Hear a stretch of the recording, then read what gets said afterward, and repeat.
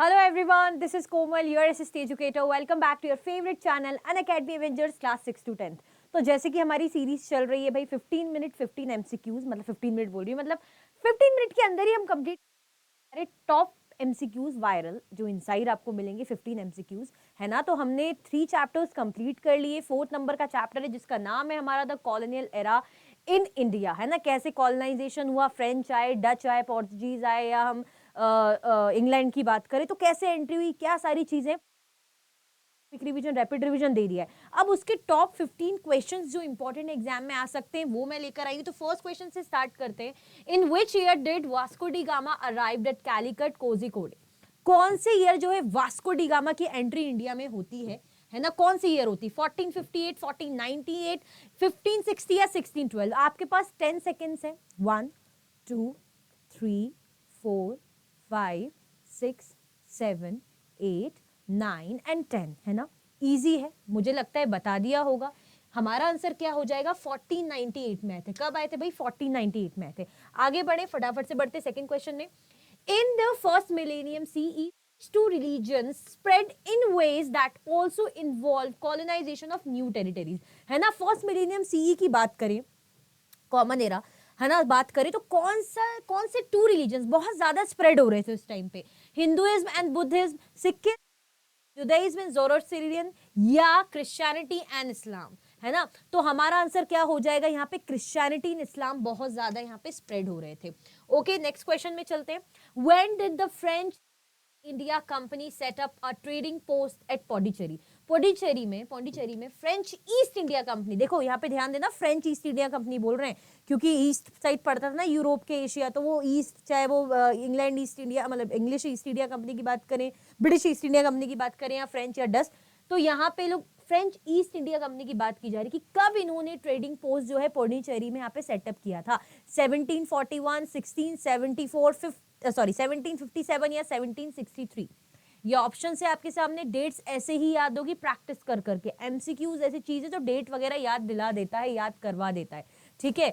Okay, सो हमारा answer यहाँ पे क्या हो जाएगा? हमारा आंसर यहाँ पे बी हो जाएगा, 1674। मजा आ रहा है ना? चलो next. What major event happened in Bengal between 1770 to 1772? क्या बड़ा इवेंट हुआ था जिसका बहुत इंपैक्ट पड़ा था बंगाल में 1770 से लेके 1772 के बीच में? फर्स्ट ग्रेट फैमिन हुआ था, बैटल ऑफ बक्सर हुई थी, इस्टेब्लिश हुआ था कैलकाटा एज अ कैपिटल, क्या कैलकाटा कैपिटल बना था, या मराठा का इन्वेजन हो गया था? क्या बड़ी चीज हुई थी भाई जिसके बारे में आप पूछा जा रहा है आप लोगों से? इफ कोमल मैम क्वेश्चन करनी, वो भी टॉप वायरल क्वेश्चन में, तो यानी कुछ तो इंपॉर्टेंट है।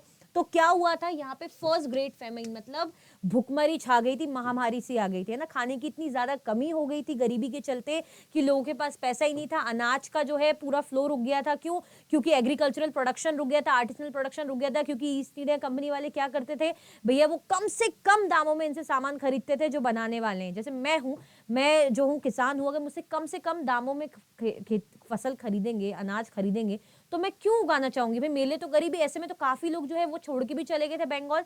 साथ में काफी लोगों को वहां पे मतलब मनी जो है, बेसिकली मनी फ्लो रुक गया था क्योंकि कोई प्रोडक्शन, कुछ एक्टिविटी हो नहीं रही थी। तो ऐसे में बहुत बड़ी भुखमरी वहां पे देखने को मिली थी। तो ये बहुत मेजर इवेंट हमें देखने को मिलता है। नेक्स्ट क्वेश्चन में चलते हैं। What happened in 1857? भाई बड़ा ही फेमस क्वेश्चन। 1857 में क्या हुआ था? ग्रेट फैमिन हुई थी बंगाल में, ब्रिटिश डायरेक्ट कंट्रोल ले लिया था ब्रिटिश क्राउन ने, या ग्रेट इंडियन रिबेलियन हुआ था, या मिनट ऑन एजुकेशन, एजुकेशन को लेके बात हुई थी? बताओ। देखो ये तो ऑप्शन हो नहीं सकता मैम, अभी हमने पीछे पढ़ा है ना, 70, 72, 72, तो 1857 की तो बात अभी हटा दो, क्या पता दोबारा भी हो सकता है वैसे, लेकिन चलो मैंने आपके लिए ऑप्शन एलिमिनेट कर दिया। अभी यहाँ पे दिमाग लगाने की जरूरत है कि क्या हुआ था। क्या ईस्ट इंडिया कंपनी से ब्रिटिश क्राउन ने अपनी वो ले लिया था कि भाई नहीं हम संभालेंगे, अब ईस्ट इंडिया कंपनी कुछ नहीं संभाल पा रही? क्या ऐसा हुआ था? या इंडियन रिवॉल्ट हुआ था, ग्रेट इंडियन रिबेलियन जिसे हम कह रहे हैं, क्या हुआ था? तो हमारा आंसर क्या हो जाएगा? द ग्रेट इंडियन रिबेलियन, मतलब जो उस टाइम पे बहुत बड़ा विद्रोह 1857 का रिवॉल्ट, बहुत फेमस, वो हुआ था 1857 में। ओके, याद रखना, ये डेटिंग क्वेश्चन बिल्कुल पूछेंगे। The term age of colonisation usually refers to which period? हम बोल रहे हैं कि एज ऑफ कॉलोनाइजेशन है ना, जो है औपनिवेशिक काल, है ना, मतलब जो गुलाम बनाया जा रहा था, सब्जुगेशन चल रहा था, तो किसको बोला जाता है? क्या जब क्रिश्चियनिटी और इस्लाम स्प्रेड हो रहे थे फर्स्ट मिलेनियम सीई में उसे बोल रहे हैं, या एक्सपेंशन हो रहे थे एम्पायर्स के इन फर्स्ट मिलेनियम बीसीई में, या यूरोप का एक्सपेंशन हो रहा था 15th सेंचुरी से, या 19th सेंचुरी में इंडस्ट्रियल रिवॉल्यूशन हुआ था?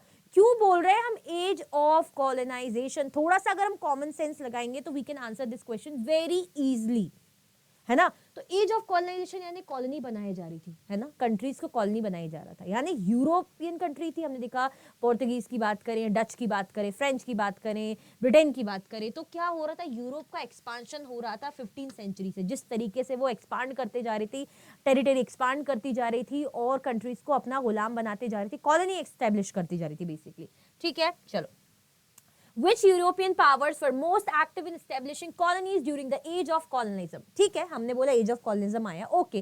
कौन सी यहाँ पे कंट्रीज थी, कौन सी यूरोपियन पावर्स थी जो एक्टिवली अपनी कॉलोनी स्टेब्लिश करती जा रही थी? उनका नाम भी तो पता होना चाहिए, उनका नाम भी तो पता होना चाहिए हमें। तो क्या होगा आंसर, क्या होगा आंसर? देखो अब आपके पास ऑप्शंस हैं, वही मैं बोल रही हूँ, if you will use your common sense you can answer very easily. Britain तो होगा ही होगा, तो अभी मैम अगर ब्रिटेन होगा तो ब्रिटेन यहाँ भी है और ब्रिटेन यहाँ भी है, तो इन ऑप्शंस को फिर क्या हम एलिमिनेट कर दें? हाँ जी बिल्कुल कर दो। तो मैम पर ब्रिटेन और ओनली फ्रांस क्या? हमने तो पोर्तुगीज भी पढ़ रहे थे हम, है ना, हम जो है डच भी पढ़ रहे थे, फिर तो फिर नीदरलैंड्स भी होना चाहिए, फ्रेंच तो है ही, ब्रिटेन भी है, पुर्तगाल और स्पेन। तो हमारा ए आंसर एब्सोल्युटली करेक्ट हो जाएगा। ऐसे कभी कभी दिमाग लगाना पड़ता है, इसलिए अगर चैप्टर पूरा पढ़ोगे तो ऑप्शन एलिमिनेशन, ऑप्शन सिलेक्शन में हेल्प होती है। ओके, नेक्स्ट क्वेश्चन में चलते हैं।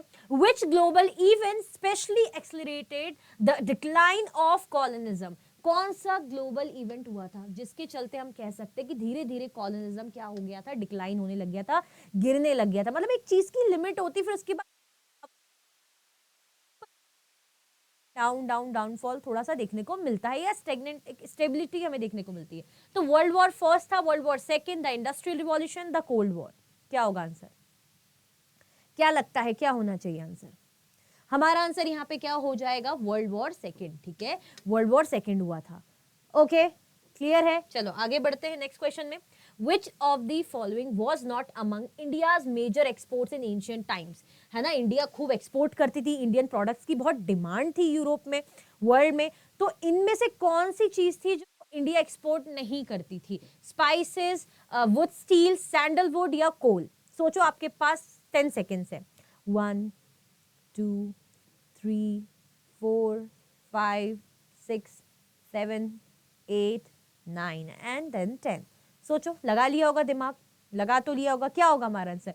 तो हमारा आंसर यहाँ पे क्या हो जाएगा भाई? कोल, है ना, क्योंकि हमसे क्या पूछा है? नॉट। यहाँ पे भी फोकस करना है, नॉट पूछा है ना। बिल्कुल कॉन्फिडेंस में आके कुछ भी आंसर करके नहीं आएंगे, चेक करना है कॉन्फिडेंटली, है ना। तो स्पाइसेस की अच्छी खासी डिमांड थी, वुड स्टील की थी, सैंडलवुड की थी, किसकी नहीं थी? क्या एक्सपोर्ट मतलब नहीं किया जाता था? कोल नहीं किया जाता था। नेक्स्ट क्वेश्चन में चलते हैं। Until the 16th century regarded as, है ना, 16th सेंचुरी सीई तक जब हम गुलाम नहीं बने थे, कॉलोनी नहीं स्टैब्लिश हुई थी, इतना अगर हम देखें तो इंडिया को क्या माना जाता था? क्या एक पुअर एग्रेरियन सोसाइटी थी, अ स्मॉल रीजनल इकोनॉमी थी, या cultural and economic power house था, या कॉलोनी थी चाइना की? क्या थी इंडिया? अंडरस्टूड है, थोड़ा सा तो हमें वो मिल रहा है, एक आइडिया सा तो लग रहा है मैम कि हाँ क्या हो सकता है। तभी इंडिया को लूटने आए, तभी इंडिया पे जो है राज करने आए, क्यों? कुछ तो लालच देख के ही आए होंगे ना। तो क्या लालच था? क्योंकि इंडिया कल्चरल और इकोनॉमिक पावर हाउस थी भाई, जीडीपी में अच्छा खासा शेयर था, 20 से 25% इंडिया का शेयर था, और क्या चाहिए? तो गोल्डन बर्ड बोला जाता था, सोने की चिड़िया, है ना। और उससे पहले के जो राजे महाराजे, दिल्ली सुल्तान या हम मुगल्स की बात करें, उससे पहले चंद्रगुप्त, समुद्रगुप्त, इतने भावी भावी राजा, तो कल्चरल हब तो बन ही गया था अच्छे से, साथ में इकोनॉमिक पावर हाउस। तो हमारा सी आंसर क्या हो जाएगा? करेक्ट हो जाएगा। Coast did the Portuguese establish several trading post, है ना, किस कोस्ट के पास? कोस्टल एरिया ने आपको पता है ना, समुद्र के किनारे वाले एरियाज की यहाँ पे बात हो रही है ना, ये याद रखना बार बार, ये ज्योग्राफी वगैरह पढ़ते ही रहते हैं हम, है ना। तो कौन से कोस्ट एरिया में पोर्टुगीज ने अपना जो है ट्रेडिंग पोस्ट स्टैब्लिश करा था, है ना, ट्रेड वगैरह के लिए पोस्ट?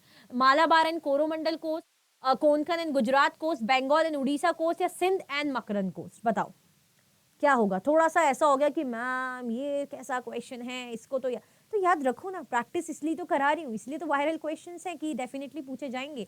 हमारा आंसर यहाँ पे क्या हो जाएगा? हमारा आंसर यहाँ पे ए हो जाएगा, Malabar and Coromandel coast. Okay, ठीक है जी, चलो आगे बढ़ते हैं। When did the Dutch arrive in India? अब भाई डच कब आए इंडिया में, पता होना चाहिए ना कब कब किसका अराइवल है, तभी तो चैप्टर में दिया है न्यू एनसीईआरटी, है ना। ओल्ड में तो इतनी डिटेल नहीं, बट न्यू में दी है। तो कब कब आए भाई, late 15th century, early 16th century, early 17th century या लेट 18th सेंचुरी। भाई कब आए भाई हमारे डच वासी, बताओ क्या होगा हमारा आंसर। लग रहा है गैस, गैस नहीं, करेक्ट आंसर करना है। We are not here to guess, we are here to correct each and every answer with confidence, with full confidence.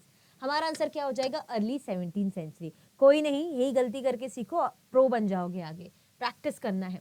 Who granted the English East India Company its royal charter? अब क्या हुआ था ना, जैसे आप 8th class में हो, आप चाहते हो कि मेरी क्लास में किसी कोई कंपटीशन होने वाला है, तो आप चाह रहे हो, मैम बोलेगी नहीं कंपटीशन होने वाला है, तो 8th में तो बहुत सारे स्टूडेंट है। अब आप में से फॉर एग्जांपल कोई स्टूडेंट है जिसका नेम फॉर एग्जांपल पद्म है ना, रेफरेंस के लिए लो, पद्म है उसका नाम। तो पद्म बोलेगा कि यार मैं नहीं चाहता मेरी क्लास से कोई कंपटीशन हो कम से कम।